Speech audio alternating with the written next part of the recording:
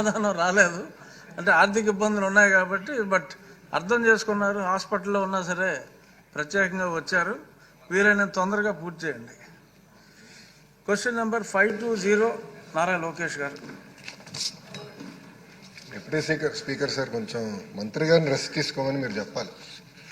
అవును, ఎందుకంటే నిన్న కూడా జ్వరంతో వచ్చారు, కౌన్సిల్ కూడా జ్వరంతో వచ్చారు. చెప్పా రెస్ట్ తీసుకోండి, 2 రోజులు కోలుకోవాలి. మీరు సరే పడుకోవట్లేదని చెప్తాను, వినట్లేదు. మీరన్నా చెప్తే వింటారేమో.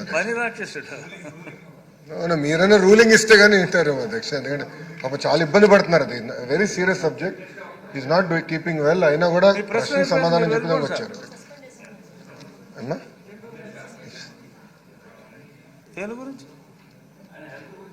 చెప్పండి చెప్పండి సార్ ఒప్పుకుంటారు. అదేంటి సార్ వద్దంటారు? అత్యంత క్లిష్టమైన శాఖ మన గౌరవనీయులైన నిమ్మల రామానాయుడు గారు చేస్తున్నారు అధ్యక్ష. మంచినీరు డాక్టర్ రామానాయుడు గారు మా ఊరే కాబట్టి స్పెషల్ ఫోకస్ ఉంటుంది. మా జిల్లా అధ్యక్ష, నేను పుట్టిన ఊరు పక్కనే వారి ఊరు. విశాఖ జిల్లా కాదు, నర్సాపూర్ దగ్గర మీ ఇది. కానీ ఆయనకి ఎన్నో సేవలు చేస్తున్నారు.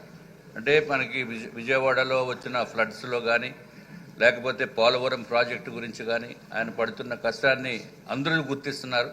ఆయన ఆరోగ్యం బాగున్నప్పుడు ఆయన సభకు రావటం అనేది సబబు కాదు అధ్యక్ష. దయచేసి గౌరవ మంత్రి గారిని రెస్ట్ తీసుకుని ఆయన ఆరోగ్యం కుదిరిపడిన తర్వాతే సభకు రావాలి తప్ప నార్మల్గా లేకుండా మీరు ఒక రూలింగ్ ఇచ్చి మన అందరి తరపున కూడా వారికి విన్నవించుకోవాల్సిన అవసరం ఉంది అధ్యక్ష.